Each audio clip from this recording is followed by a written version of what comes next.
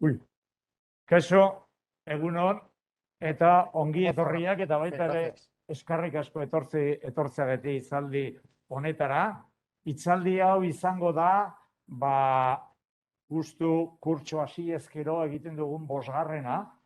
Ez dute bost izan ditugula azkeneko momentuan sartu ditugunak korrika eta presaka pandemiak utzi digunean, espero dezagun uzten digulare bai aurrean, ez dakigu, lehendabizikoak izan ziren 3 aldaketa klimatikoari buruz, azkenekoa izan zen ordenagailu kuantikoa, eta bain CRISPR eta COVID-ari buruzkoa hemen Luis Montoliuk emango duena. Pentsatu dugu importantea dela horrelako hitzaldietara azaltzea eta aurkeztea, zeren oso garrantzitsua da denok jakin dezagun zer egiten da. Eta horregatik saiatu gera divulgatzaile onak ekartzen ere, bai, aditu ona direnak ikerketan, eta baita ere divulgatzaile onak. Eta hau da, gaurko kasua, eta oraintxe bertan ere bai aurkeztu egingo dut. Digo que muchas gracias por venir a esta charla, tanto los que estáis en esta sala como los que estáis en la sala contigua también, porque debido a problemas de que no teníamos posibilidad de utilizar el Paraninfo porque ya estaba ocupado, entonces hemos tenido que utilizar estas 2 salas para que podáis estar alojados aquí. Y esta es la 5ª charla a la que estáis atendiendo en este comienzo de curso, vamos a decir, que son 3 meses, en la que la pandemia nos ha dejado una ventana para poder hacerlas, que esperemos que sí, que nos siga dejando hacerlas. Y en todas hemos tratado de tener temas que son importantes para la sociedad. Al mismo tiempo, hemos tratado de traer buenos divulgadores, porque entendemos que la divulgación de la ciencia es fundamental. Este es uno de los casos, y voy a presentar lo que es el profesor Luis Montoliu, que es licenciado y doctor en Biología por la Universidad de Barcelona. Actualmente es investigador científico del CSIC en el Centro Nacional de Biotecnología e investigador miembro del Comité de Dirección del Centro de Investigación Biomédica en Red en Enfermedades Raras del Instituto de Salud Carlos III. Asimismo, es el director del Nodo Español del Archivo Europeo de Ratones Mutantes desde 2007. En su laboratorio investiga en temas básicos como, por ejemplo, cómo se organizan los genes en el genoma y aplicados como modelos de animales para el estudio de enfermedades raras humanas, como el albinismo. Ha trabajado durante toda su vida profesional con organismos modificados genéticamente, realizando su tesis doctoral en genética molecular de plantas, en maíz, y posteriormente sus estudios se han centrado en el ratón, como modelo de animal experimental. Ha realizado 2 estancias postdoctorales de varios años en el Centro Alemán de Investigación sobre el Cáncer en Heidelberg, Alemania, y en la Universidad Autónoma de Barcelona. Ha realizado aportaciones tecnológicas relevantes a la transgénesis animal, como el uso de cromosomas artificiales, y ha sido pionero en la introducción, uso y diseminación de la tecnología CRISPR de edición genética en España. Ha publicado numerosos artículos científicos, ha escrito varios libros sobre edición genética y albinismo y es coinventor de diversas patentes en el campo. En 2006 fundó la Sociedad Internacional de Tecnologías Transgénicas, de la que fue su presidente hasta 2014.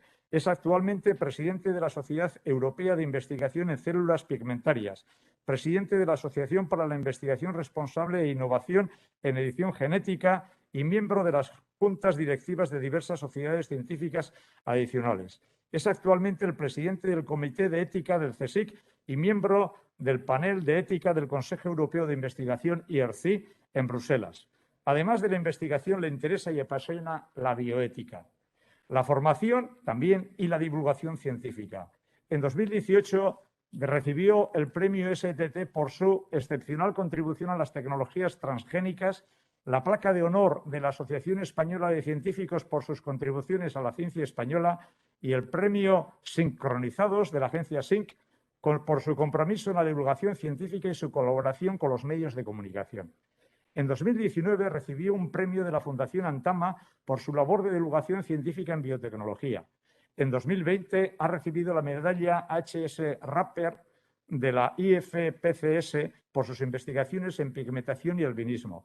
Y también en 2020 ha sido finalista de la 33º Premio Boehringer Ingelheim al mejor divulgador en redes sociales. Pero su éxito no se limita a esto que he dicho y a las redes sociales, ya que en el número 23 de la colección Zio Bilduma, presentará próximamente el libro Geneak editatzen, ebaki, itxatxi eta koloreztatu, crisp tresnen mirariak, que es una traducción de un libro que en el mundo de la divulgación científica en castellano es uno de los más vendidos. Se publicó originalmente en 2019, se volvió a editar con actualizaciones el siguiente año, en 2020, y en marzo de 2021, este mismo año, se ha vuelto a editarlo por tercera vez. Y esta es la versión que se traduce en la colección Zio. De una manera sencilla y fácil de leer, Lluís Montoliu, aquí presente, relata en el libro titulado Editando genes, recorta, pega y colorea, la historia de la edición genómica, destacando la importancia de cada avance en el desarrollo de mejores técnicas para modificar el genoma. No importa el conocimiento previo que tenga el lector del CRISP o de cómo introducir cambios en un genoma. Lluís Montoliu lo explica de forma que parece estar dirigido a la persona que lo lee. Además, por si él solo no se bastara para hablar sobre CRISPs, el libro viene acompañado de un estupendo prólogo escrito por Francis Mojica, investigador clave en el descubrimiento de CRISPs. Beraz, agerian dago gaurko hizlaria ikerlari ospetsua eta zientziaren kudeaketan oso aditua izanik arren, punta-puntako divulgatzailea dela ere. Une hau ere aprobetxetan nahi dut, Zio Bildumaz, lau hitz esateko, behar badazuetariko asko ez duzute ezagutzen Zio Bilduma, eta da goi mailako divulgazioko liburuek osatzen dute Zio Bilduma hau. Atsegina dire irakurtzeko, arrakasta eta miresmena bereganatu dute beste hizkuntzetako irakurleen artean, eta titua ez den baina egungo ezagutza zientifikoaren berri jakin nahi duen irakurleari zuzenduta daude. Beste batzuen artean egile hauen lanak eskuratu dira, Olivier Sacks, François Jekov, Nessa Kari, William Winning, Antonio Damasio eta orain hurrengoan Lluís Montoliuren aipaturiko liburua. Eskerrik asko, Lluís, guregana etortzeagatik eta orain hitz emango dizut, zuk aurkeztu dizun zure hitzaldia. Eskerrik asko. Muy bien. Bueno, esta parte. No sé cómo se hace.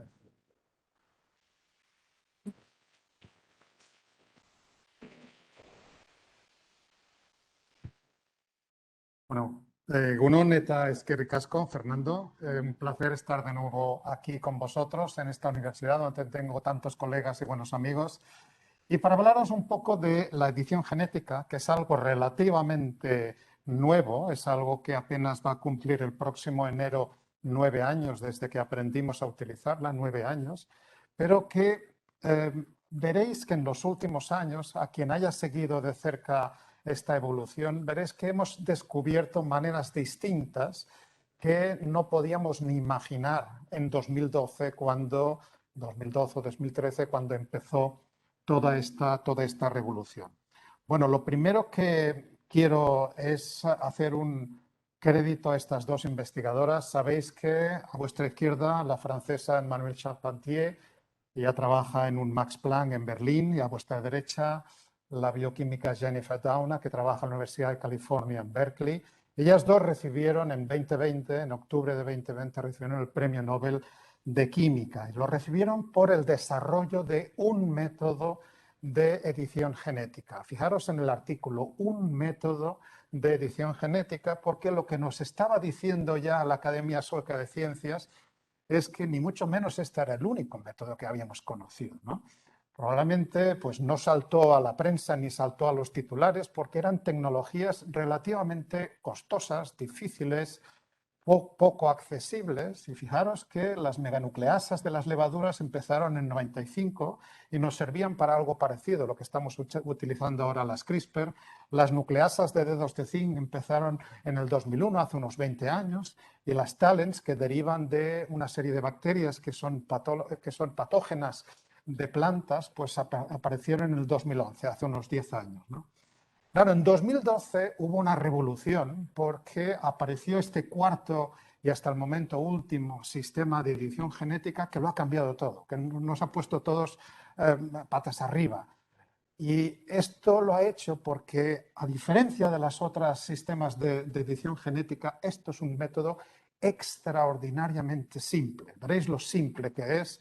Y en esa simplicidad y en esa asequibilidad y el hecho de que sea económico también, que se pueda pues plantear en cualquier parte del mundo. Las ideas, las buenas ideas están en cualquier parte del mundo, no necesariamente en los países ricos. Ahora también con esta tecnología podemos esperar que haya fantásticos experimentos en países de los cuales pues habitualmente no esperaríamos que generaran noticias de ciencia. Y claro, todo esto, ¿cuál es la diferencia entre este cuarto sistema de edición genética frente a los anteriores? Pues la diferencia es que para este sistema no hemos tenido que inventar nada. Lo único que hemos tenido que hacer es aprovechar lo que ya había en la naturaleza. Y esto se lo debemos a este señor. Se lo debemos a este microbiólogo de la Universidad de Alicante, Francisco Juan Martínez Mojica, Francis Mojica, que lleva más de 28 años trabajando e intentando entender pues cómo las bacterias y las arqueas, en general todos los procariotas, se defienden de los virus. Y él fue el primero que se percató de que había unos patrones, había unas secuencias muy peculiares. Los que estudiáis biología y en general en ciencias, y entiendo que en química y en física también, cuando aparece un patrón en la naturaleza, tiene que haber un porqué detrás, ¿no? Porque si no, la entropía nos lleva a que todo se desdibuje, ¿no? En particular, por ejemplo, cuando hablamos de secuencias de ADN, si no hay nada que mantenga una determinada secuencia, pues esa secuencia acaba siendo pasto de las mutaciones y acabamos perdiéndola, pierde el sentido al cabo de los años. Cuando uno descubre, como descubrió Francis en las arqueas que habitaban en las salinas de Santa Pola, cerca de Alicante, estos patrones, que básicamente estos rombos representan una misma secuencia que se repite n veces y que está particionada, está separada por unos cuadritos de colores, que durante muchos años pues no se sabía qué eran, ¿no? Cada uno era hijo de su padre y de su madre, y fue él el que se percató que eran, en definitiva, muchos de ellos eran fragmentos del genoma de virus que infectan a las bacterias, ¿no? Y la segunda observación, probablemente más importante que la primera, es que se percató que cuando esto sucede, cuando una bacteria adquiere un fragmento de un determinado virus, esa bacteria pasa a ser resistente a ese virus, ¿no? Con lo cual, blanco y en botella, había encontrado un sistema inmunitario, un sistema de defensa, ¿no? Claro, este sistema de defensa que aparecía en procariotas le costó 3 años convencer a la comunidad científica que esto era así, pero en realidad él sentó las bases para que después todos los investigadores que vinieron después aprovecharon de sus observaciones y describieron el mecanismo que hay detrás. El mecanismo que hay detrás, no me voy a referir, a vuestra izquierda es lo que hacen las bacterias. Captaron un fragmento del virus, este fragmento se transcribe, la próxima vez que el virus quiere entrar, este RNA transcrito del fragmento del virus se aparea con el genoma del virus y esto desata una reacción que acaba rompiendo el genoma del virus. Una cosa estupenda, exquisita, un sistema muy elegante y de base genética, por cierto, ¿no? Pues eso, cuando describimos cuáles son los elementos, cuáles son las nucleasas, cuáles son las guías de ARN que guían todo esto, es lo que acaba transformándose en un sistema, en estas herramientas de edición genética. Fijaros que la diferencia en lo que teníamos antes es que aquí, a diferencia de las anteriores, no hemos tenido que inventar nada. Hemos aprovechado algo que lleva ocurriendo en la naturaleza desde hace miles, literalmente miles de millones de años. Por lo tanto, digamos que estamos beneficiándonos de todo el trabajo de optimización que evolutivamente ha hecho la naturaleza. Y por eso, entre otras muchas razones, por eso pues son tan revolucionarias. Bueno, esto no es un trabajo de una persona ni de dos. Por lo menos hay 12 personas que me gusta resaltar y que aquí hay tanto microbiólogos, por supuesto empezando con Francis y otros bioquímicos y otras personas que contribuyeron a ir pues añadiendo conocimiento a estos sistemas. Y los 4 últimos, en el año 2013, empezando por enero, por eso se va a cumplir ahora los 9 años, fueron 4 genetistas que además viven en la misma ciudad, en Boston, que fueron los que acabaron pues confirmando que la propuesta que habían hecho estas 2 investigadoras, Marie Charpentier y Jennifer Doudna, estaban en lo cierto, porque ellas propusieron, pero no demostraron, ellas propusieron que este sistema de defensa de Francis Mojica podía utilizarse como un sistema de edición genética. Fijaros que la Academia Sueca de Ciencias, 8 años después, a quien destaca, a quien premia, es a quien propone la idea, no a quien la demuestra. A quien las demuestra son estos investigadores, en particular estos 2, que también me interesa que los conozcáis sus nombres porque son gente que ha contribuido muchísimo a estas investigaciones. A vuestra izquierda, Feng Zhang, y a vuestra derecha George Church. Feng Zhang es del Instituto Broad del MIT y George Church es de la Universidad de Harvard. Ellos fueron los que publicaron en enero de 2013 el experimento que demostraba que Charpentier y Duna estaban en lo cierto, que se podían utilizar. Y si me hubierais invitado hace un par o tres de años, o incluso cuando estuve por aquí, que me invitó Ana Tobiaga, pues os hablé de una historia y me había quedado en esa historia. Pero ¿qué es lo que ha pasado en los últimos 2-3 años? Pues en los últimos 2-3 años tenemos que presentaros a esta persona. Esta persona nos ha cambiado la vida en los últimos años. Este es David Liu, este es compañero de Feng Zhang, también en el Instituto Broad. Este es una persona que veréis después sus intervenciones, es una persona que tiene una formación multidisciplinar, es ingeniero,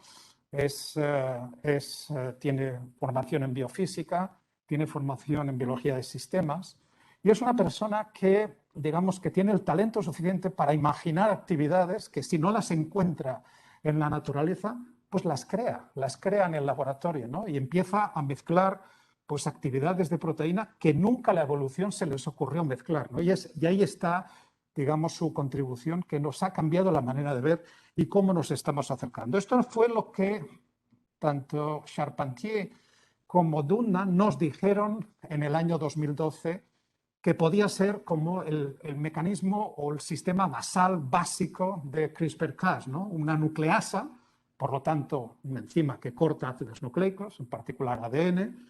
Veremos después que hay otras que cortan ARN. En este caso, la Cas9 de una bacteria patógena, que es Streptococcus pyogenes, que corta ADN. Bueno, esto no es una novedad. La novedad es que corta no en cualquier sitio, sino dónde está esta molécula de color azulito, que es en la guía de ARN, que es la que con estos apareamientos de Watson y Crick, pues siguiendo los ribonucleótidos, se aparea con nuestro gen favorito. Con lo cual, ¿qué es lo que vamos a hacer con los sistemas CRISPR-Cas? Pues vamos a cortar el gen que queremos editar. Ese es el mensaje, ¿no? Han pasado los años y hoy en día, pues la mayor parte de las aplicaciones se convierten en esta utilización, que esencialmente es como la anterior, lo que pasa es que ahora todo lo que estáis viendo en pantalla es comercial. Esto es parte del éxito de este sistema.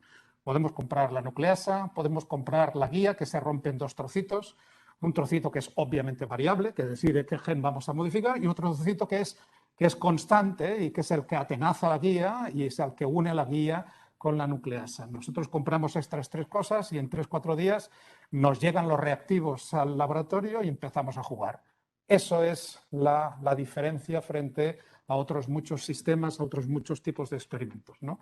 He visto aquí con vuestros pósteres que planteáis diferentes preguntas biológicas muy interesantes y que casi lo de menos es cómo llegáis a generar ese material biológico. Necesito unas células que tengan este gen mutado. Pam, uso CRISPR-Cas, muto el gen y entonces empiezo a jugar. Pero es que antes de existir el CRISPR, el hecho de generar esa célula con un gen mutante era en sí mismo un experimento y probablemente algunos recordarán que esto era producto de una tesis. Eran tesis en las cuales pues a veces incluso no teníamos el éxito esperado. Eso es la facilidad que nos ha dado CRISPR. Porque esto es facilísimo, ¿no? Esto de la edición genética es como jugar al Scrabble con el ADN, ¿no? Nos tocan estas letras que evidentemente no nos sirven para generar una palabra que esté en el diccionario, pero nosotros podemos intercambiar una letra con otra y al cambiar la letra ya tenemos una palabra que tiene un significado, pero podemos hacer cosas más interesantes. Podemos cambiarle el significado a la palabra cambiando la misma letra, con lo cual eso es lo que estamos haciendo nosotros en el día a día cuando aplicamos estas herramientas de edición genética. Dada una secuencia de ADN, decidimos cuál es el nucleótido que queremos cambiar y lo cambiamos, ¿no? En definitiva, tenemos como dos maneras. Estos son, digamos, los mecanismos básicos de cómo está funcionando este sistema de edición genética. Acordaros que esto es un sistema que lo único que hace es cortar el ADN. Pero claro, si cortamos el ADN, estamos causándole un daño importante a la célula, ¿no? Tan importante que la célula tiene pues, una serie de proteínas que se llaman guardianes del genoma que están patrullando constantemente a la búsqueda de estos cortes, ¿no? Entre ellas algunas muy conocidas.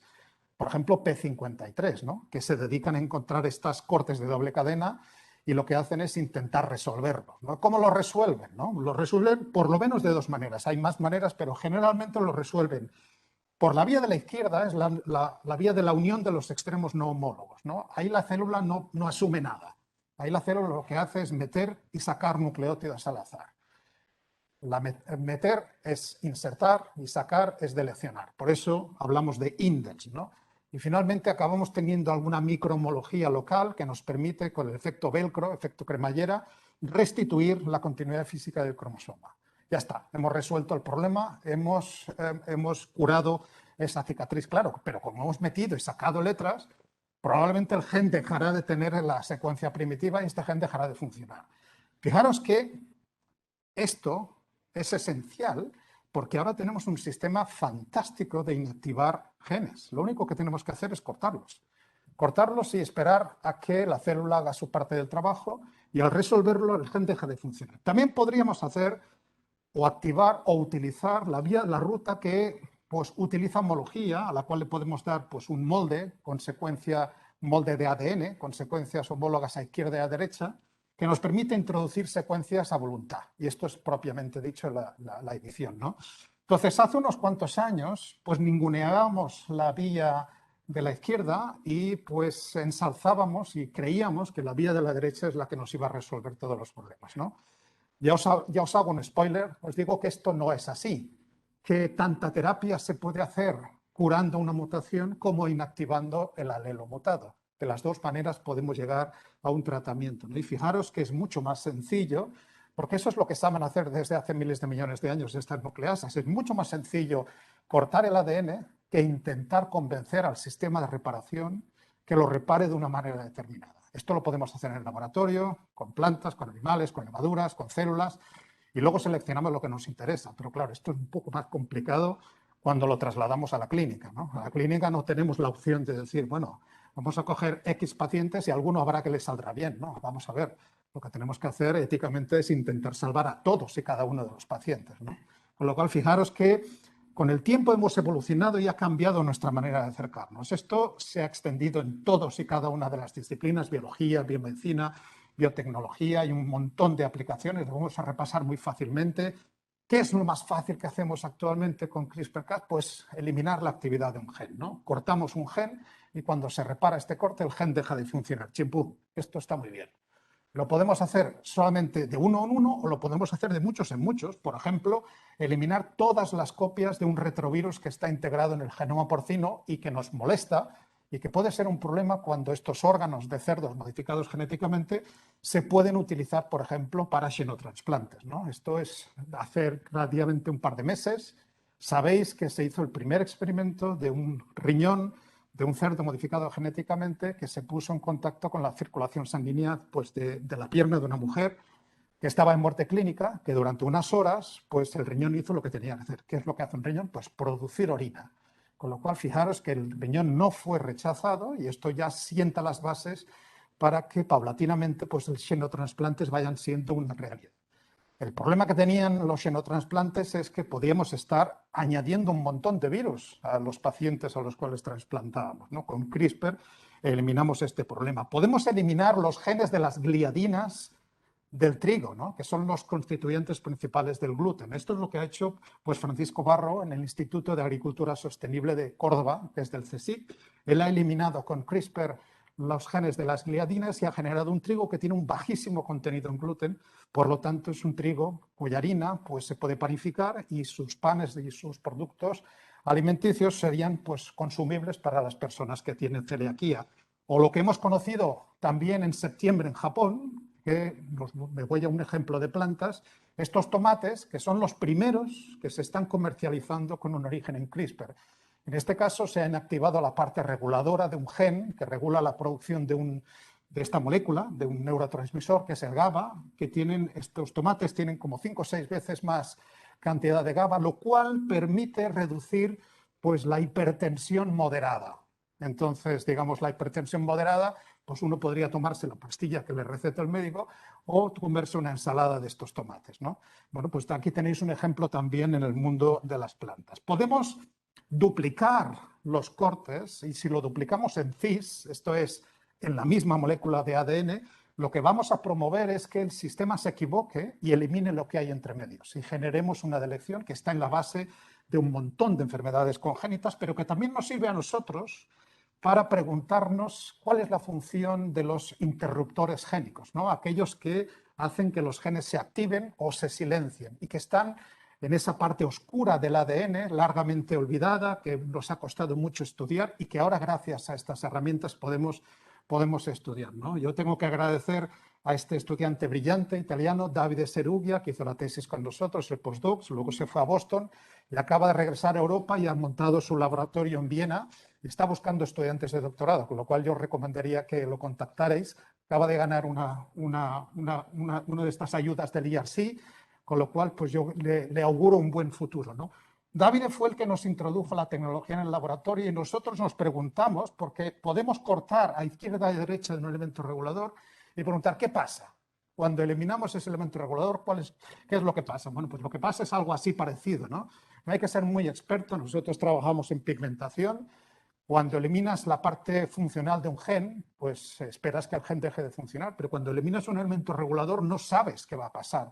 Este es el gen de la tirosinasa, que es un gen que está en la síntesis de melanina. Cuando eliminamos una zona reguladora que es, por los resultados que tenemos, relevante, fijaros que se nos cae la expresión y el ratoncito que nos nace es gris. Es gris porque fijaros que esto no solamente ocurre en una de las copias del gen, acordaros que de cada gen tenemos 2 copias, ¿no? Entonces, no solamente ocurre en una copia, ocurre en las 2 copias, con lo cual fijaros lo eficaz que es este sistema para eliminar estos elementos reguladores. Esto nos permite pues, interpretar y ver cómo está organizado pues, este gen en relación con sus genes vecinos. Esto nos ha permitido hacer experimentos que literalmente pues, queríamos haber hecho hace 20 años y no los pudimos hacer hasta que tuvimos esta tecnología en nuestras. Estamos haciendo también mutaciones puntuales, que es justo, me voy desde lo grande a lo sutil, ¿no? Yo trabajamos con enfermedades raras, diagnostico una mutación en un gen determinado que afecta y genera una determinada condición genética, por ejemplo, albinismo, y traslado esa mutación a mi modelo animal.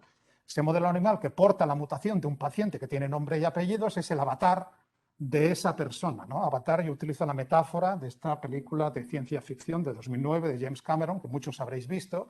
Estos seres azules estaban conectados cada uno de ellos con la persona, ¿no? Yo utilizo esta metáfora para referirme, ¿no? Uno de los primeros que hicimos fue este avatar de Patty. Patty es una chica con albinismo, hay 22 tipos de albinismo, ya tiene un tipo que lo que le pasa en el gen afectado es que le falta una citosina, una sola letra, pero claro, fijaros, dentro del gen cambian los codones, cambian los tripletes y la proteína que se genera pues es totalmente errónea. Pues exactamente la misma C la que le falta a este ratoncito, lo cual nos permite validar pues hacer experimentos de seguridad y eficacia ante propuestas de pequeñas moléculas o de fármacos que se pueden reposicionar para el tratamiento de esta y de otras enfermedades.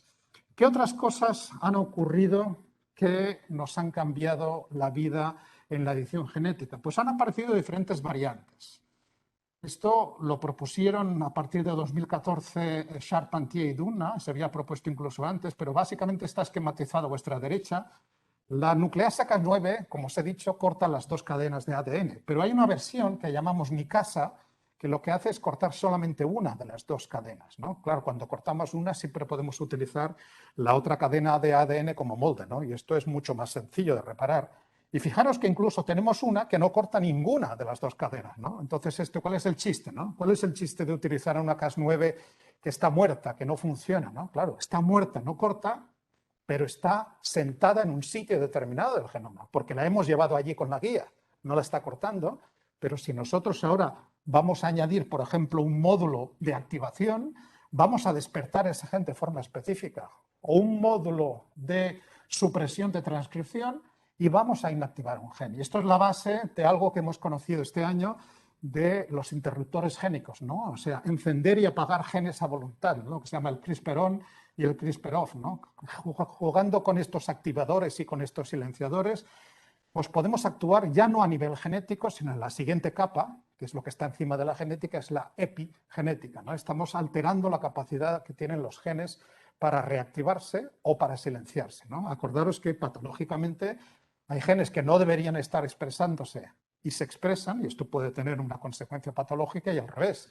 genes que deberían estar funcionando y están silenciados, ¿no? La inactivación de los primeros o el silenciamiento de los segundos, pues es una manera también de generar tratamiento. Hemos arrastrado problemas desde el principio que al principio nos parecían un mundo, ¿no? Y siguen siendo complicados, pero ya tenemos maneras de acercarnos, porque claro, no todo esto es tan sencillo, ¿no?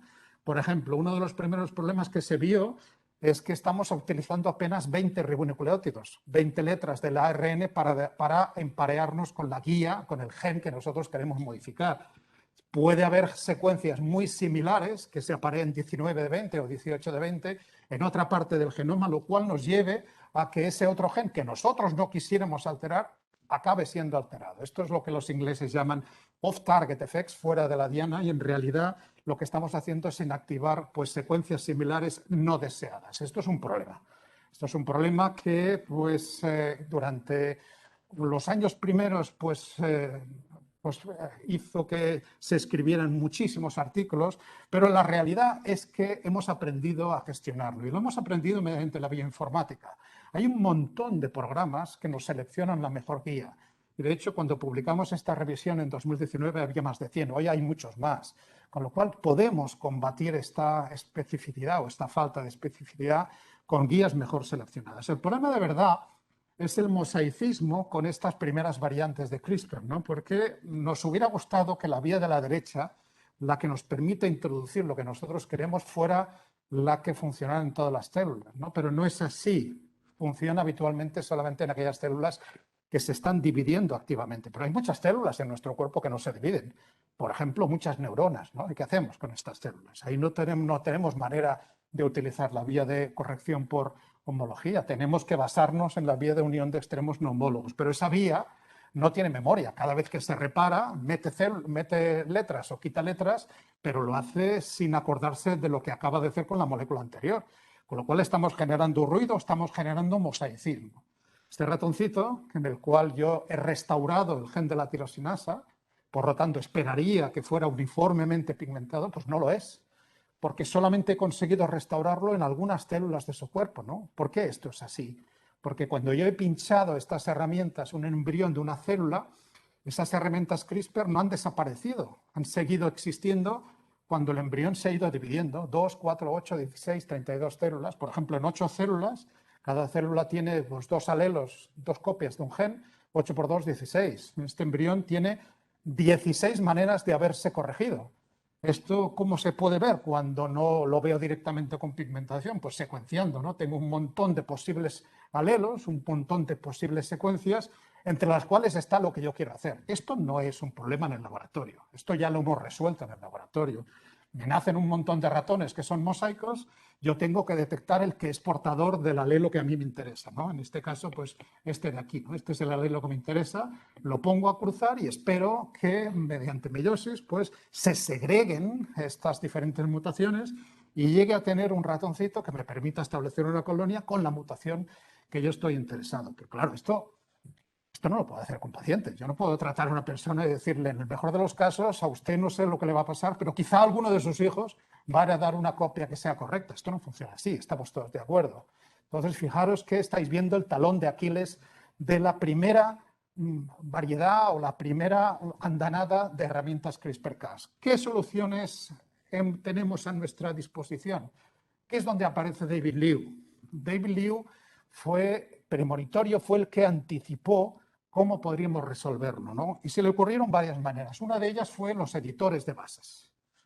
Dijo, no vamos a cortar el ADN en las dos cadenas, vamos a cortar solamente una y vamos a añadirle a la nicasa una actividad que se llama deaminasa. ¿Y qué hace la actividad deaminasa? Pues bueno, hay varias, pero lo que hace la actividad deaminasa, como veis, por ejemplo, es cambiar una C por una T o cambiar una A por una G. Estas fueron las primeras de las que se propusieron por parte de David Liu y esto se propuso en el 2016, 3 años después de que se establecieron las primeras herramientas. En el fondo estamos haciendo como utilizando un corrector. Estamos yendo al sitio donde no nos interesa una letra y estamos cambiando esa letra por la siguiente, ¿no? Estos son los dos editores de base que inicialmente se pusieron a disposición de la comunidad científica, C por una T o una A por una G, y el tercero, que ha aparecido recientemente, es uno que es capaz de cambiar una C por una G. ¿Cuál es la trascendencia de todo esto? Bueno, pues primero a nivel preclínico, ¿no? Probablemente conocéis esta enfermedad congénita, metabólica, que es relativamente frecuente, que es la fenilcetonuria, ¿no? La fenilcetonuria tiene mutaciones en una enzima, que es la fenilalanina hidroxilasa, que es la que transforma la fenilalanina en tirosina. Si esta enzima está mutada, pasan dos cosas. Tienes mucha fenilalanina, lo cual es un problema porque acaba generando neurotoxicidad y las personas no tratadas desgraciadamente desarrollan una discapacidad psíquica. Y tienes también otro problema, tienes menos tirosina. La tirosina es la que se usa para sintetizar melanina, ¿no? Aquí tenéis 3 ratoncitos, no se ve muy bien en esta pantalla, pero el del centro parece que está un poquito descolorido, ¿no? Este es el fenilcetonúrico, porque es el que tiene menos tirosinasa. Pero ¿qué pasa? El de la derecha es un ratón de referencia y el de la izquierda es el del medio. Tratado con estos editores de base, resuelve la mutación y, oh maravilla, resulta que recupera la pigmentación. Bueno, no solamente recupera la pigmentación, sino que reduce su cantidad de fenilalanina, ¿no? Esto diríamos, bueno, esto es algo, una enfermedad metabólica. ¿Esto sirve solamente para esto o sirve para otras cosas? Al principio de este año nos desayunamos en enero con este trabajo de David Liu también, con algo que es terrible, pero afortunadamente es ultra raro, ¿no? Es una progeria, es este envejecimiento acelerado. Estos son niños que tienen una apariencia de una edad superior a la que realmente tienen biológicamente, que están causados por mutaciones en un gen que se llama la lamina A. Y en general las mutaciones suelen ser de un solo nucleótido que cambia. Entonces, fijaros que pasar esa C en esta T, en este modelo animal de progeria, consiguió que esos ratones que habitualmente viven la mitad del tiempo, unos 200 días, lograran vivir más de 500 días. Y esto sucedió tanto a nivel de los ratones como a nivel de las células derivadas de estos ratones, ¿no? Y quizá el último de los ejemplos que os presento, o el penúltimo, también es muy reciente, es para el tratamiento de la anemia falciforme, ¿no? Que es una enfermedad que me voy a referir después. Pero aquí el mensaje que quiero que os quedéis, que aquí lo que no se pretende es corregir la mutación en la beta-globina de la hemoglobina, que esta valina no se recupera el aminoácido inicial, sino que por obra de este editor de bases, lo que hacemos es cambiarlo. Al cambiar solamente una letra, lo cambiamos a otro aminoácido, en este caso una alanina, que sin ser el aminoácido que le correspondería, es un aminoácido que existe en la población y que permite generar una beta-globina que mal que bien funciona. Esto es un tratamiento y que además va a ser el primer tratamiento, ha sido aprobado y va a empezar en breve el ensayo clínico, ¿no? Va a ser el primer ensayo clínico basado en editores de bases que va a llegar directamente a pacientes, ¿no? Fijaros, ¿no? También tenemos ejemplos de fibrosis quística en los cuales repetimos las mutaciones e incluso enfermedades que no tienen nada de raro, ¿no? Desgraciadamente, 1 de cada 3 de la gente que estamos en esta sala vamos a tener algún problema cardiovascular, ¿no? Y sabemos que el riesgo de desarrollo de problemas cardiovasculares tiene mucho que ver con la cantidad de lípidos, ¿no? Con la cantidad de lípidos que están circulando por nuestros vasos sanguíneos, ¿no? Resulta que si inactivamos un gen con un editor de bases, el PCSK9, ¿qué es el PCSK9? Es un represor del receptor de las lipoproteínas de baja densidad. Es un represor del receptor. Si eliminamos un represor del receptor, lo que estamos haciendo es promover que haya más receptores. Y si promovemos que haya más receptores, quiere decir que van a ser capaces, en el hígado, que es donde está este gen, de capturar más lipoproteínas de baja densidad. Y si capturamos, baja la cantidad de lipoproteína y se reduce el riesgo de aterosclerosis y de desarrollo de enfermedad cardiovascular. Esto ya no solamente se ha probado en ratones, sino que se ha probado ya directamente en primates no humanos. Y la campanada, que yo creo que para mí fue la prueba del 9, de que los editores de bases realmente eran algo serio, que habíamos que tener mucha atención, fue cuando David Liu consiguió llegar a lo que hasta ese momento era infranqueable. Esto es una mitocondria, ¿no? Sabéis que la mitocondria, por la teoría aceptada simbionte de Lynn Margulis y otros, pues evidentemente es producto de un organismo procariota original que decidió convivir con otros hasta crear una célula eucariota. Por lo tanto, tiene ADN. Sabéis que hay mutaciones en el ADN mitocondrial que condiciones son terribles, ¿no? Son alteraciones neuromusculares, muchas veces son incompatibles con la vida. Los niños que las padecen suelen fallecer pronto y no hay nada que hacer. No hay poco nada que hacer, ¿no? Y tampoco sabíamos llevar la CRISPR dentro, porque lo que le pasa a la mitocondria es que sabe importar proteínas, sabe importar ADN, pero no sabe importar o no tiene importadores de ARN. Y para los CRISPR necesitamos las guías de ARN, ¿no? Lo que se le ocurrió a David Liu fue dar un paso atrás y recordar el sistema anterior de edición genética, que son las TALENs, que os he dicho antes, os las he presentado. ¿Cuál es el chiste de las TALEN? Las TALEN resulta que utilizan para unirse al ADN aminoácidos directamente, es proteína, con lo cual no hay ARN de por medio. Y lo que hizo David Liu fue unir una TALEN con estos editores de bases, con la citidina de aminasa, con lo cual ahora sabemos, desde julio del año pasado, sabemos cambiar el ADN mitocondrial, ¿no? Lo cual genera una esperanza y una expectativa terapéutica también para los pacientes, ¿no? ¿Qué otras cosas nos ha enseñado David Liu? Pues nos ha enseñado a una cosa que es absolutamente inesperada, porque se le ocurrió mezclar una anicasa con una transcriptasa reversa, ¿no? Que me diréis vosotros, ¿y cómo se le ocurre esto? Pues evidentemente esto nos lo preguntamos mucha gente, ¿no? Este es un wonder boy, este es un chico maravilla, es un tipo que es muy talentoso, que lo que hizo fue estirar la guía y en su extremo 3' resulta que se aparea con la cadena complementaria del ADN. Y dado que está en presencia de una actividad reversa transcriptasa que todos sabéis que sirve para sintetizar ADN a partir de ARN, podemos guiar la incorporación o bien de mutaciones o corregirlas, ¿no? Y esto es una realidad. Y esto es una realidad que tiene muchos beneficios. Por ejemplo, este año hemos tenido los primeros ejemplos ya en ratones, en los cuales se ve la comparativa entre a la izquierda los sistemas de CRISPR de primera generación y los sistemas de edición de calidad. Fijaros, el porcentaje de corrección pues es del mismo orden de magnitud, 56/21. Pero fijaros que el mosaicismo, todo ese ruido genético que teníamos con los sistemas tradicionales, desaparece con estos sistemas de edición de calidad. Edición de calidad que sigue siendo mejorada.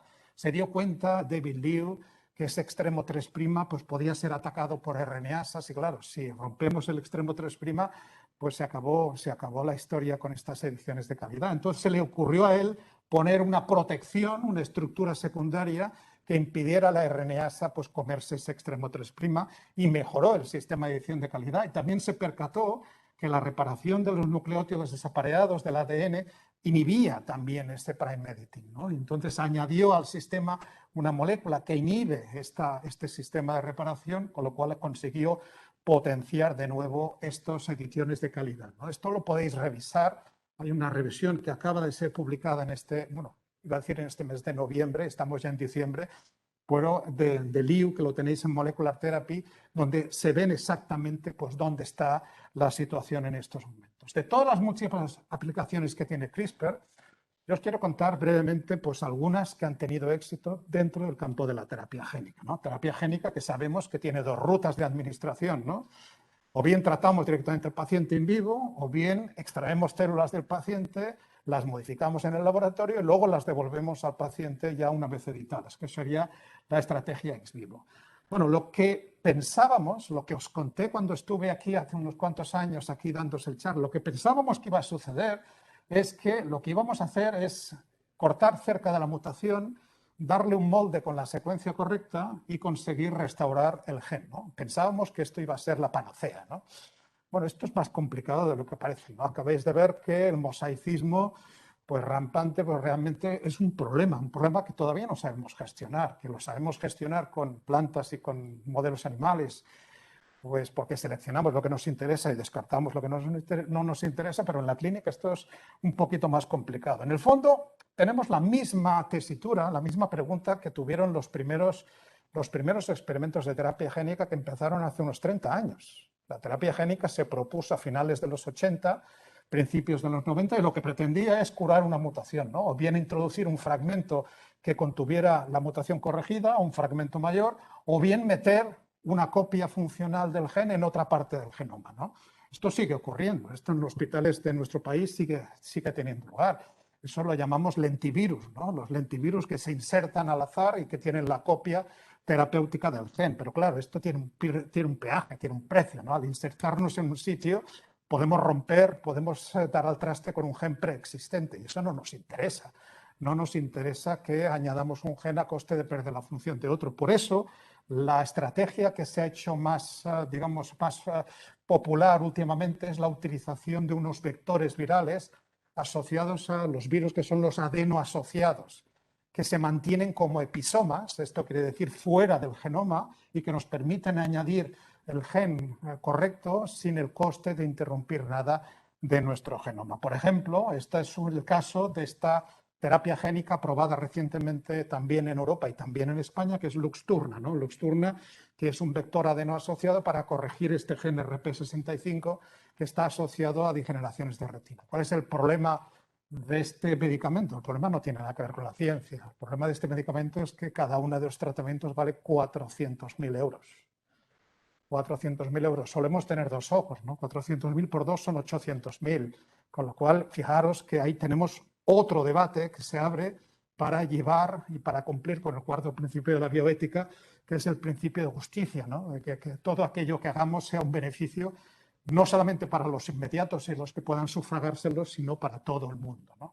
Pero esto es otro debate, ¿no? En realidad, lo que está ocurriendo con la terapia génica, con CRISPR hoy, es lo que os decía, ¿no? Hemos aprendido que se cura si corregimos la mutación, pero también se cura si eliminamos el gen que lleva la mutación. Fijaros, qué curioso, ¿no? ¿Y cómo eliminamos un gen? Pues eso ya lo sabemos hacer. Precisamente esto es lo que saben hacer desde hace miles de millones de años las CRISPR, ¿no? Pues las nucleasas lo que hacen es cortar, con lo cual la inactivación de genes es muchísimo más sencilla que la corrección. Acabaremos sabiendo corregir, pero de momento lo que sabemos es inactivar, ¿no? Por ejemplo, esto lo supimos desde 2016, cuando se generaron los primeros modelos para estudiar la distrofia muscular de Duchenne, ¿no?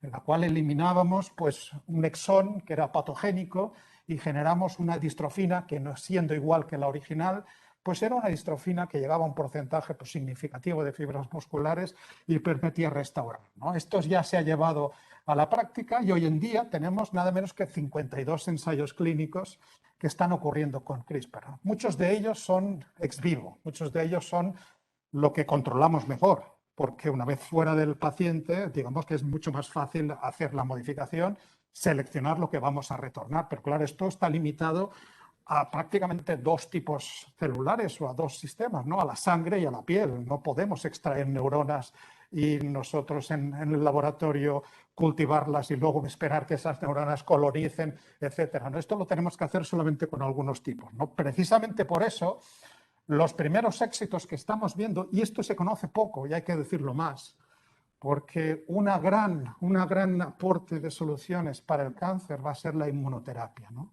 Sabéis que hay cánceres que son muy agresivos, que son resistentes a quimio y a radioterapia, mieloma, sarcoma, melanoma, en los cuales, pues, desgraciadamente hay muchos pacientes que están desahuciados, que ya no hay nada que ofrecerles, ¿no? Pero lo que se les puede ofrecer ahora es la terapia, habréis oído hablar de las terapias CAR-T, estas terapias de los receptores quiméricos de antígeno, ¿no? Pero es que antes de esa terapia CAR-T hay que hacer un par de cosas. Se extraen los linfocitos del paciente. Con CRISPR se le elimina un gen que es un freno, que es un regulador negativo del sistema inmunitario, que es el gen PD1, y se le inactiva también, porque sabemos inactivar, porque os he dicho que es lo más fácil, se les inactiva el receptor de células T. Y antes de devolverlos al paciente se le introduce un receptor de células T quimérico que está dirigido contra las células cancerosas.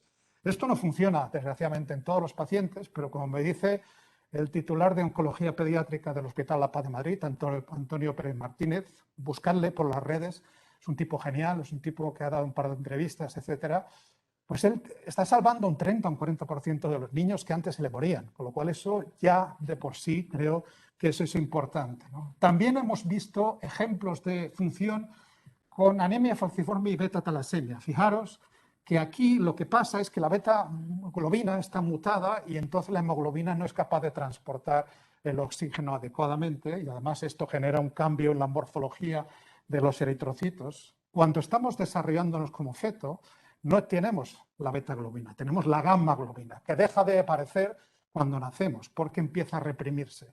Pero claro, empieza a reprimirse porque hay un represor, pero si nosotros nos cargamos al represor con CRISPR, vamos a reactivar la proteína fetal en la fase adulta y esa puede sustituir directamente a la beta-globina. Y esto es lo que ha pasado en estos ejemplos, en los cuales pues, hemos sustituido la beta mutada por la gamma, y eso es lo que le sucedió a esta señora, Victoria Gray, que en julio de 2019 la trataron de forma única con CRISPR, y fijaros que en la gráfica que se publicó en diciembre del año pasado, hace un año, pues se sustituyó la parte verde, que es la beta-globina, con la parte azul, que es la gamma-globina, y acaba ya directamente curado, ¿no? A nivel in vivo tenemos muy pocos ejemplos. Este es uno de ellos, que está en marcha, para el tratamiento de una ceguera degenerativa, la maurosis congénita de Leber. Ahí estamos inyectando intraocularmente, subretinalmente las herramientas CRISPR, también con estos vectores adenoasociados. Pero ahí el ojo, sabéis que el ojo es un órgano privilegiado que está separado del resto del cuerpo, hay una barrera hematoencefálica y además es inmunológicamente privilegiado. Ahí podemos hacer muchas más cosas que no podemos hacer con el resto del cuerpo, ¿no? Y de momento, pues digamos, en los primeros ensayos de toxicidad van bien. Aquí tenemos un caso de una nota de prensa de la empresa asociada, que por cierto está asociada con Zheng Zhang, uno de estos investigadores, que es una nota de prensa muy prudente, que evidentemente no se ha transmitido de la misma manera cuando esto ha saltado a la prensa. No estamos todavía curando a estas personas, ¿no? Ya nos gustaría estar en esta situación, ¿no? Fijaros que todo esto, os lo cuento, están utilizando los vectores virus adenoasociados para vehicular estas herramientas, ¿no? Con la excepción de esta empresa, que abrió un campo nuevo. Esta es la empresa asociada Jennifer Doudna, Intellia, que se dedicó, el primer ejemplo, a tratar de una enfermedad rara, que es la transtiretina amiloidosis congénita, que se acumula una proteína que es TTR, que es tóxica tanto para músculos como para neuronas. Pero la diferencia es que las herramientas CRISPR las vehicularon como ARN dentro de estas bolitas de grasa, ¿no? De hecho, fijaros, esto lo publicaron este verano, y lo que han hecho, pues dentro de esta bolita de grasa, de esta nanopartícula lipídica, tenemos los ARNs que codifican tanto para la nucleasa como para la guía, para romper el gen TTR para que deje de expresarse, ¿no? Esto lo han probado tanto en primates, y baja la cantidad de TTR, como lo más importante, lo han probado en pacientes y en un mes de tratamiento pues baja la cantidad de esta TTR. Eso ya funciona. Estos son datos ya de un ensayo clínico en pacientes, ¿no? Fijaros que la novedad es que utilizan nanopartículas lipídicas, ¿no? ¿Y a qué os suena cuando estamos envolviendo ARN con una nanopartícula lipídica, ¿no? ¿A qué os suena? Pues probablemente os suena esto, ¿no? Os suena a las vacunas que muchos de nosotros llevamos, ¿no? A las vacunas que fueron aprobadas hace justo un año, tanto las de BioNTech como las de Moderna, ¿no? En este caso, la tecnología de ARN combinada con la tecnología de nanopartículas lipídicas, ¿no? Fijaros lo que os decía en el título del seminario, ¿no? Aquí tenemos unas tecnologías que se están dando la mano, ¿no? Que son tecnologías que aparentemente eran distintas, pero ahora estamos trasladando las herramientas CRISPR en forma de ARN, no dentro de un virus, sino dentro de una nanopartícula, ¿no? ¿Cuál es la gran aportación del ARN? Pues el ARN es el gran olvidado desde hace muchos años. La mayor parte de vacunas que nos ponen desde pequeñitos son proteínas recombinantes o virus atenuados o virus inactivados. Algunas de ellas, como por ejemplo empiezan a ponerse ahora, como las de AstraZeneca, la Sputnik o la de Janssen, etcétera, son vectores virales de ADN, pero no había la utilización de ARN terapéutico. Y no lo había porque el ARN suscitaba rechazo a las células. Las células interpretaban el ARN como una agresión. Entraba un vector viral, que suelen ser un genoma de ARN, ¿no? Entonces, los que se percataron de cómo resolver el problema hace un montón de años fueron estos dos investigadores, que acaban de recibir junto con otros el Premio Princesa de Asturias de Investigación, Katalin Karikó y Drew Weissman, ¿no? Acordaros que en el ARN la T es sustituida por la U, la uridina. Ellos se percataron que cambiando la uridina por la pseudouridina conseguíamos engañar, porque esto es lo que ocurre de forma normal en nuestras células. En nuestras células, algunas de las U se convierten en pseudouridinaas de forma normal, y eso le sirve a la célula para saber, este RNA es mío. Cuando entra un RNA de un virus que no lleva pseudouridina, este RNA no es mío. Y entonces montan la respuesta. Con lo cual, una manera de resolverlo es precisamente cambiar la uridina por pseudouridina. Y esto ocurrió en un artículo que curiosamente se publicó el mismo año que el artículo que publicó Francis Mujica, donde descubrió el sistema inmunitario de las CRISPR, en 2005, ¿no? Este artículo pasó sin pena de gloria durante unos cuantos años. Cuando nos preguntamos ahora, ¿cómo es posible que hayamos desarrollado estas vacunas de ARN apenas un año? Es que no las hemos desarrollado en un año, es que la tecnología estaba desde hacía más de 15 años. Fijaros ahí la diferencia, ¿no? Evidentemente esto nos ha dado pues estas herramientas que nos han convertido, pues por ejemplo, no solamente en vacunas, sino también en forma de terapia. Con lo cual, a día de hoy, pues para las tecnologías de inactivar genes, podemos seguir utilizando la CRISPR tradicional o los editores de bases. Para corregir genes, de momento parece que las estrategias basadas en editores de bases o de calidad, no las originales, van a ser las que se van a utilizar y vamos a combinar tecnologías de adenoasociados con tecnologías de nanopartículas lipídicas. Acabo con una nota que nos ilustra la enorme versatilidad de las CRISPR. Hay un montón de bacterias, un montón de arqueas, hay un montón de sistemas CRISPR-Cas.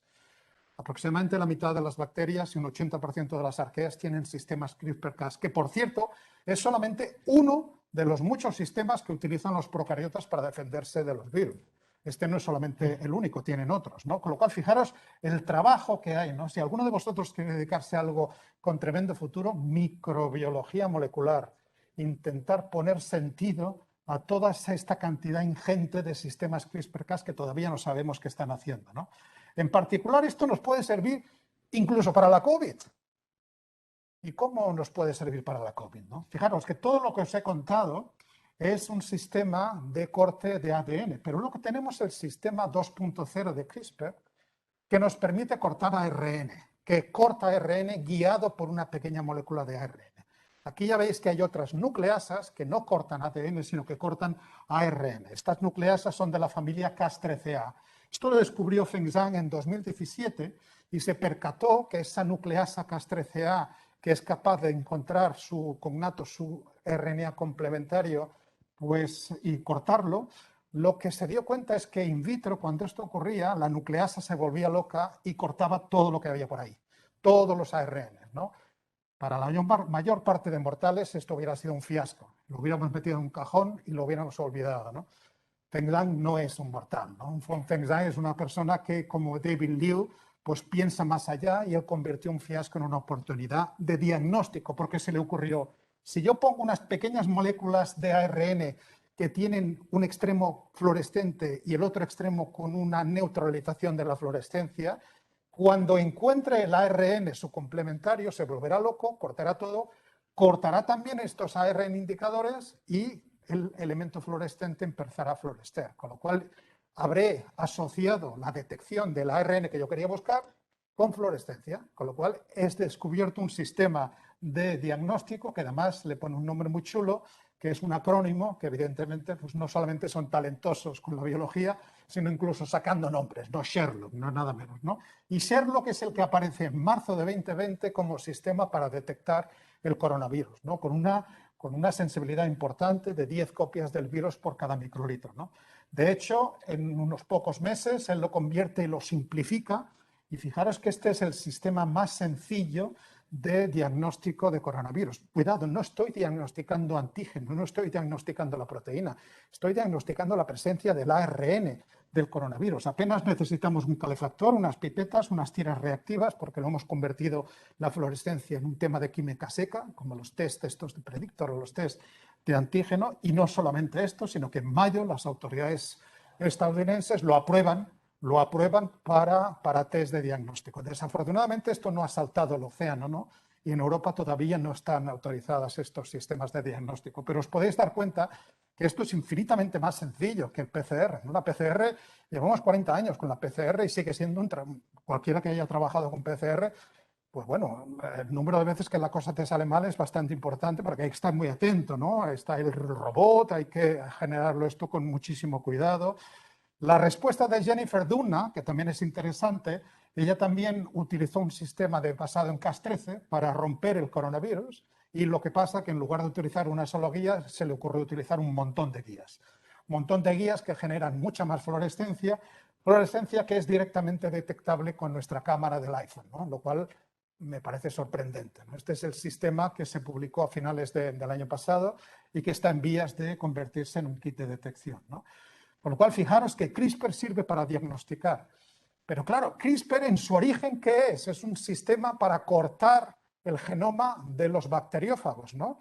¿Qué tal si lo utilizamos para cortar el genoma de los virus que nos infectan a nosotros? Si resulta que el coronavirus que nos está dando dolores de cabeza ahora resulta que tiene un genoma de RNA, si tenemos unas nucleasas que cortan de la familia 13, que cortan el RNA, blanco en botella, vamos a ponerlo, vamos a poner estas nucleasas y vamos a ver si somos capaces de hacerlo, ¿no? El grupo de Xi en Stanford, esto lo demostró en abril, con células a las cuales pretransfectó con Cas13, que tenían ya Cas13 suficiente, y a las cuales les dio guías contra virus del coronavirus y contra virus de la gripe, que también es de RNA, y él consiguió bajar el título viral. También le puso un acrónimo interesante, Pacman, y a principios de este año hemos visto que esto se puede nebulizar, se puede transformar en algo que podemos dar directamente por la vía respiratoria y funciona en animales, ¿no? Nosotros, fíjate, yo nunca pensé que acabaría trabajando en virus. Yo nunca he trabajado con virus, ¿no? Yo si algo sé es un poquito de genética, ¿no? Y nosotros hemos propuesto una idea que es utilizar las ribonucleoproteínas basadas en esta Cas13d para cortar justamente el genoma en aquellas zonas del genoma del coronavirus que son las más constantes, ¿no? Las que no suelen tener variaciones, las que no aparecen cuando dicen una variante Omicron. No, bueno, pues en la zona de la polimerasa y la zona de la nucleoproteína son las zonas más conservadas, ¿no? Tenemos guías dirigidas contra ahí y ahí estamos peleándonos, rodeados de buenos colaboradores que saben mucho más que nosotros, ¿no? Ahí tenemos ahí a Lolo, a Dolores Rodríguez, que es viróloga desde hace muchos años, a Miguel Ángel Moreno Mateos desde Sevilla, que es especialista en Cas12 y en Cas13, ¿no? Esto lo hemos podido hacer gracias a la financiación de la Plataforma de Salud Global. Y esto es lo que os quería contar, ¿no? Aquí básicamente acabo pues con la fotografía típica de pandemia, todos separados y con mascarillas en el jardín del centro, pues con todas las diferentes entidades que nos dan dinero para trabajar. Y muy contento de anunciaros lo que os ha dicho ya Fernando, ¿no? Que nuestro libro de edición genética, pues el primer idioma que se va a traducir va a ser al euskera. Y gracias a Alaire Escajedo, que es la que se ha encargado de hacer esta iniciativa. Con lo cual, muchísimas gracias a todos y espero que os haya gustado.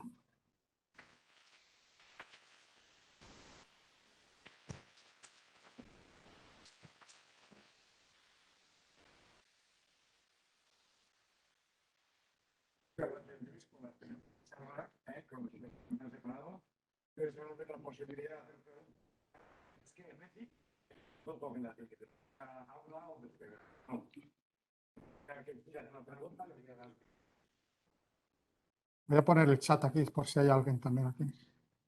Y si me permite más que tenga una pregunta, una primera, se ha mencionado los estudios de Calicó en los Sí. por ahí, que claro, permitieron fabricar la vacuna muy pronto, pero la idea y la capacidad de entender el liposoma, Sí, lo hizo Peter Collins. absolutamente. Sí, sí, sí. Muchos años antes. Sabéis que yo le vi Sí, sí. en el 99 o 2000. Son dos tecnologías distintas, tienes razón. Estuvo además el hallazgo semántico de, en vez de decir liposomas, que es una cosa de los años 60, les llamó nanopartículas. Que es una cosa boba del siglo XX. Del siglo XXI, exactamente. Indudablemente, Claro. esa es la tecnología, esa es la que ha utilizado. Absolutamente. Sí, sí. Las dos cosas, nanopartículas y el cambiar el ARN. Las dos cosas. Tienes razón, Félix. Más cosas, más preguntas. ¿Alguien tiene alguna cuestión? Ahí, Ana. Gracias, Ana. Oye, nos has hablado de un montón de posibilidades, pero has evitado la línea germinal. Ajá. ¿Nos puedes comentar algo? Bueno, porque... Claro. Bueno, sabes que en biología las afirmaciones categóricas hay que ser prudentes, ¿no? Entonces bajan los efectos y bajan estos mosaicismos, no desaparecen del todo. Bueno, la modificación de la línea germinal, sabéis, esto quiere decir modificar el genoma de la descendencia.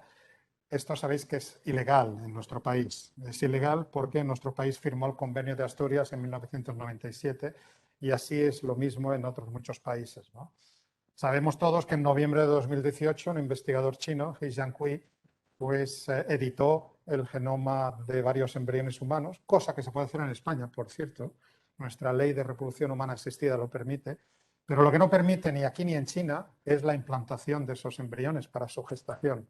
Él engañó a los ginecólogos, les dijo que eran embriones producto de fecundaciones in vitro y nacieron primero unas gemelas y luego una tercera, ¿no? Tres niñas, ¿no? Tres niñas de las cuales sabemos poco o nada, ¿no? Hace 3 años de ella, ¿no? Eso fue un desastre, eso fue un experimento que no debería haberse realizado. No porque yo me oponga necesariamente a la edición genética en germinal. Entiendo que en algún momento, si acumulamos suficientemente conocimiento y pensamos que para algunas estrategias pues, es prácticamente la única opción que hay, pues lo podríamos plantear, ¿no? Antes lo que tendríamos que hacer en este país es tener la mayoría suficiente en el Parlamento para cambiar la ley. Pero asumiendo que esto se cambiara, pues esto acabaría, ¿no? Pero claro, la incertidumbre que yo sé gestionar con mis animales de laboratorio, me nacen 20, hay uno que lo aprovecho, los otros 19 los descarto. Esto yo lo sé hacer con ratones, pero ¿esto cómo lo hago yo con recién nacidos? Esto no lo sé hacer con recién nacidos, ¿no? Este ratoncito mosaico que os he enseñado yo a manchas es exactamente como son estas niñas. Estas niñas son mosaicos. Estas niñas tienen alteraciones genéticas no solamente en el gen deseado, en este caso el correceptor que entraba el virus del SIDA, él tenía un sueño, este investigador, que haría generar una estirpe de niños y niñas que fueran resistentes al virus del SIDA. Evidentemente no lo consiguió porque no todas las células se modificaron y ni todas las células se modificaron de la misma manera. Y es una imprudencia supina el trasladar alelos de los cuales no sabemos cuál es su función, trasladarlo directamente al ser humano, sin pasar por un modelo preclínico, ¿no? En fin, creo que salió la pasta de dientes del tubo y ya no puede volver a entrar, ¿no? El experimento se hizo y ahora lo que tenemos que hacer es gestionar las expectativas y gestionar maneras de que esto no vuelva a ocurrir. Y lo que ha producido es la publicación de un montón de recomendaciones, informes que delimitan muy bien cuándo podría utilizarse la edición germinal que pensad, si lo pensáis medio segundo, os daréis cuenta que hay muy pocas ocasiones en las cuales deberíamos poderlo utilizar, ¿no? Por ejemplo, si tanto el padre como la madre son portadores en homocigosis de la mutación, pues ahí no hay nada que seleccionar por diagnóstico genético preimplantacional. Ahí todos los embriones sí o sí van a nacer con la mutación. Y sería uno de los poquísimos ejemplos en los cuales se podría aplicar la edición germinal. Pero lo que pasa que yo siempre digo, bueno, es que la biología está por un lado, pero luego tenemos donación de esperma, donación de óvulos o incluso adopción. O sea, hay muchísimas otras soluciones antes de meternos en el jardín de la edición genética germinal, del cual todavía no sabemos salir. Lo sabemos gestionar con plantas y con animales, pero no con seres humanos. Hay que ir con muchísimo cuidado.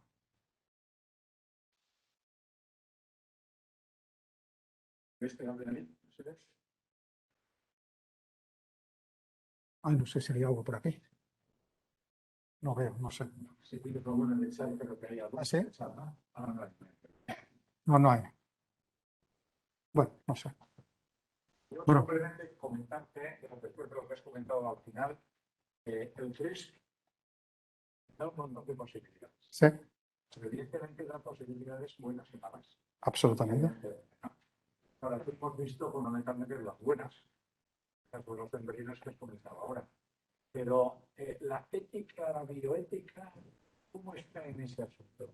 ¿Está la ley suficientemente desarrollada para este tipo de problemas o está en sus inicios? Es decir, porque este tipo de cosas ocurrieron antes también con otras ciencias, ¿no? Este tipo de problemas no están desarrollados, pero esto, claro, nos toca al ser humano. Bueno, como siempre, gracias Fernando, como siempre la ciencia va por delante de la ley y en este caso más aún, ¿no? No tenemos ninguna regulación que nos permita trabajar con estas herramientas, ¿no?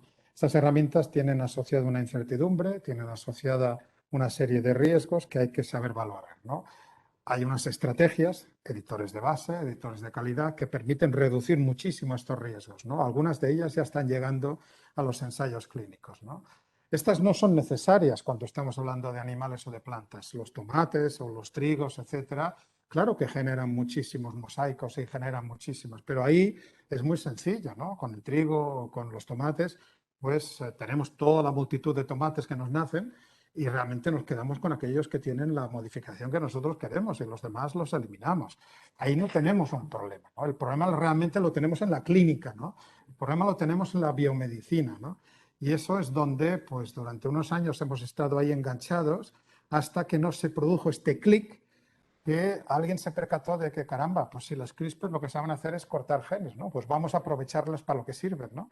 Y entonces sirven para cortar genes. A veces la terapia está basada en la inactivación de los genes y esto lo podemos hacer, ¿no? Y para la corrección, pues tenemos esas propuestas de editores de base, ¿no? Que son unas proteínas nuevas, unas proteínas que tienen unas características adicionales que además os sorprenderíais, porque uno escribe un proyecto que va a utilizar una herramienta y entre que te evalúan el proyecto y te lo conceden, pues resulta que hay 3 versiones más.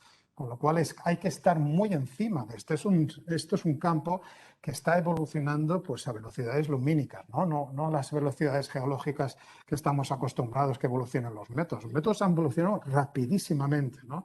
Y esto pues, hace que a veces, sobre todo las discusiones éticas, estén encalladas en el 2013, ¿no? En 2013, cuando se observaron las primeras mutaciones en genes parecidos o cuando se observó el mosaicismo. Claro, hay que pasar página porque ahora estamos en otro momento. Ahora tenemos otras herramientas que no generan estos problemas, o no generan de la misma nivel, de la misma manera, pues estos problemas con la misma intensidad, con lo cual también la discusión ética tiene que acomodarse, ¿no? Al final, la discusión ética, los dilemas éticos, los resolvemos pues por beneficio-riesgo, ¿no? Tenemos diferentes posiciones, diferentes propuestas y nos tenemos que quedar con aquella que genere el máximo de beneficio y que conlleve el mínimo de daño, ¿no? Pues esto es lo que nos proponen estas nuevas variantes, ¿no? Y tendremos que ir avanzando, ¿no? Y probablemente en 2 o 3 años acabemos con otras variantes que todavía ni hayan sido descubiertas, ¿no? Fijaros que muchos de los ejemplos que os he traído, no sé si habéis seguido las fechas, pero son de 20 o de 2021. Con lo cual, si hubiéramos hablado a principios del 2020, la mitad de los ejemplos que os he traído no os los hubiera podido contar. Con lo cual, quién sabe, ¿no? Lo que nos deparará. Hay muchísimas más nucleasas. Por ahí veo una pregunta.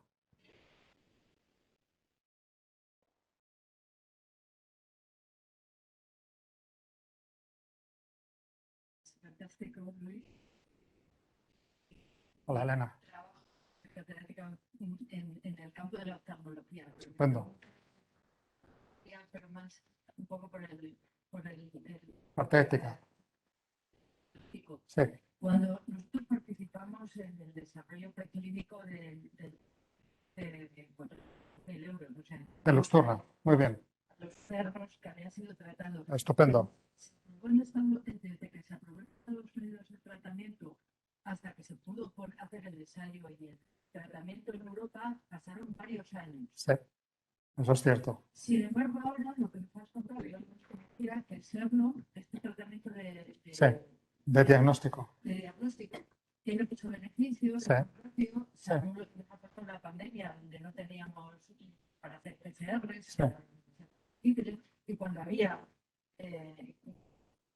una forma alternativa de hacer las PCRs para diagnosticar, por alguna razón que yo desconozco, se impidió que se hicieran todos los. Ahora, ¿qué es lo que está pasando? Si es un sistema tan bueno, tan fácil, tan barato, el serlo, Sí. para el diagnóstico, ¿y por qué no se está permitiendo en Europa? Bueno, pues esta es una pregunta para la cual me gustaría tener una respuesta, no la tengo. La Agencia Europea del Medicamento no los ha aprobado. No tengo una buena respuesta para ello. Yo me pregunto también lo mismo. De hecho, el desarrollo de Feng Zhang y de Jennifer Doudna va hacia una cosa que se llaman los POCs, ¿no? Los Point of Care. Ir a hacer el test donde está la gente, ¿no? O sea, porque la PCR es complicadísima, te tienen que sacar, te tienes que preparar el ADN, pasarlo a ARN, pasarlo a ADN para amplificarlo, etcétera. Tienes que esperar unas cuantas horas, por lo menos, o al día siguiente. Pero claro, imagínate que te pudieras hacer el test mientras estás esperando entrar al avión, ¿no? En la sala de espera, ¿no?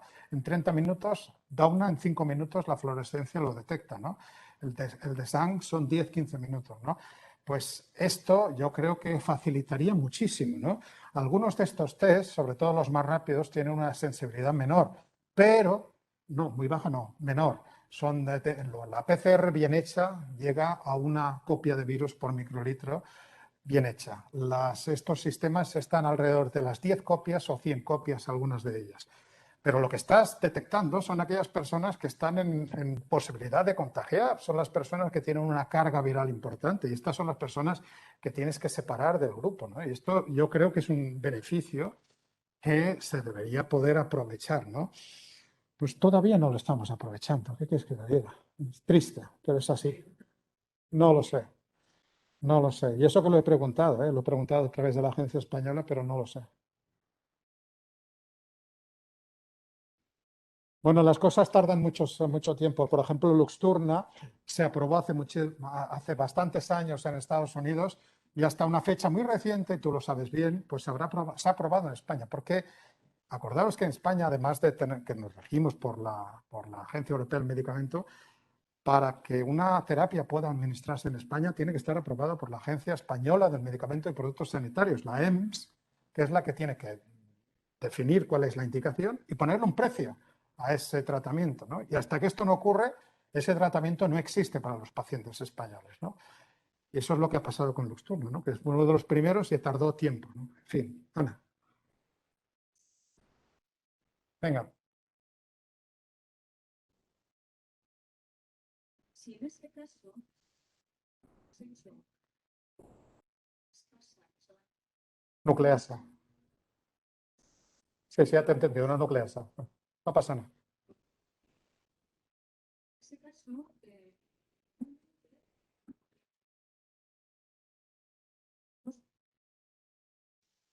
y de hecho,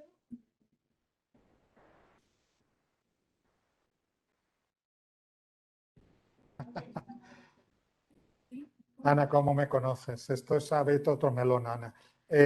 Vamos a ver, el Tribunal de la Unión Europea en julio de 2018 determinó por un estudio legal, no científico, que todos los organismos editados genéticamente eran similares y comparables a los organismos modificados genéticamente, léase transgénicos, regulados por la Directiva 2001/18.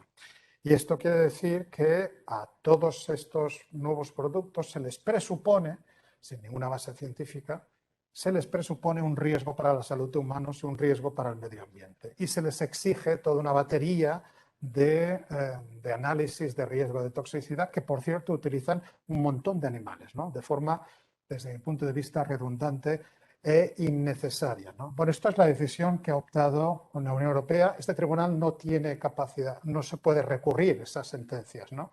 La única manera de resolver este problema es o bien actualizamos la directiva o bien cambiamos la directiva, ¿no? Para que deje de tener aplicación esta sentencia, ¿no? La Unión Europea recibió muchísimas críticas de toda la comunidad científica porque esto ponía en desventaja a todos los biotecnólogos y biotecnólogas y todas las empresas que estaban generando, como por ejemplo Francisco Barro, ¿no?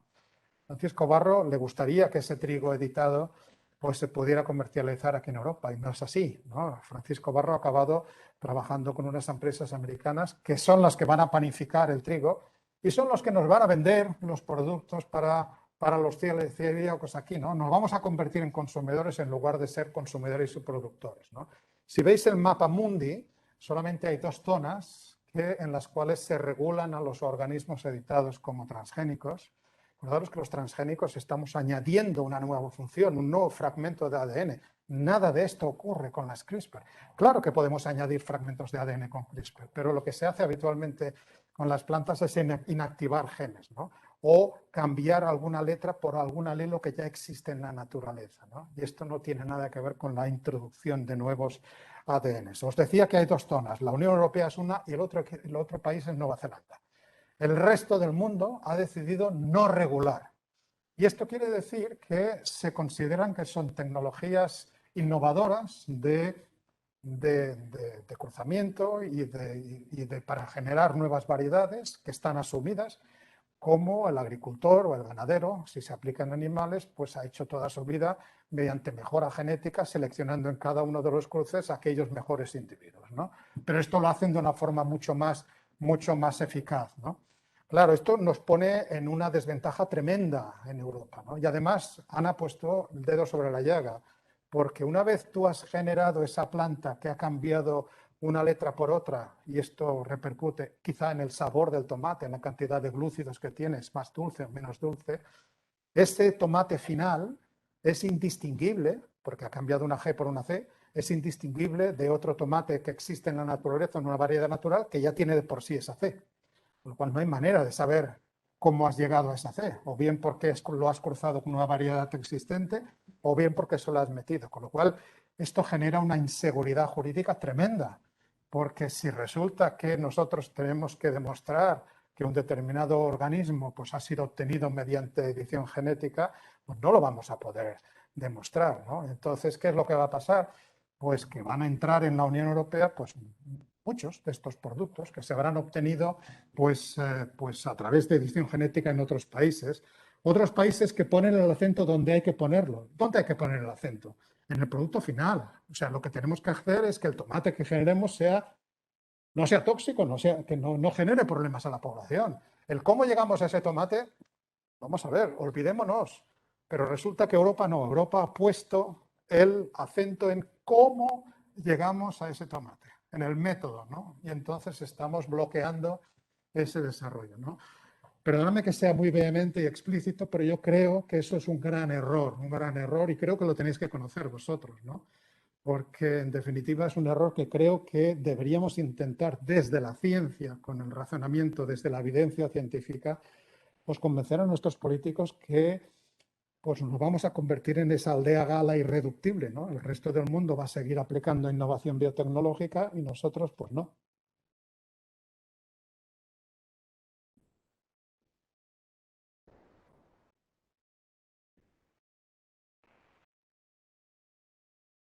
Ricasco, Leire. de la sala paralela. Ah, Solo sobre la situación, la gente se decide, además de la posibilidad De la normativa. se puede reclamar.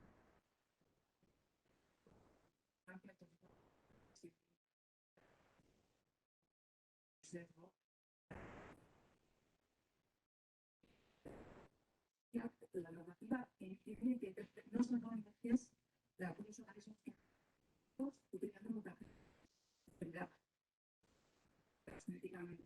Y la sentencia lo que dice es que la mutagenesis evolutiva no está escribida de la palabra mutagénesis. científicamente lo es. Sí, que científicamente lo es, pero políticamente también. Me alegro. Tú eres la experta en esto. Entonces, ha hecho una interpretación pues, que tampoco coincide con el papel. Y ahí existe la esperanza de que ya pasó al tribunal mejor planteado y Fíjate que la Unión Europea, la Comisión, se comprometió a responder a las críticas y a todos los comentarios que recibió y tenía que responder antes del 30 de abril de 2021 y publicó el informe el 29 de abril, ¿no?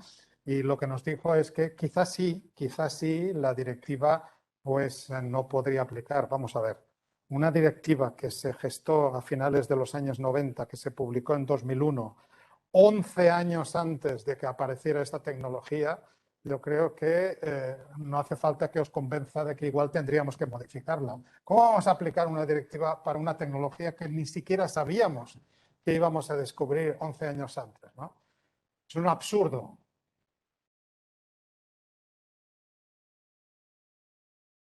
Muy bien, gracias. Es que recasco a todos.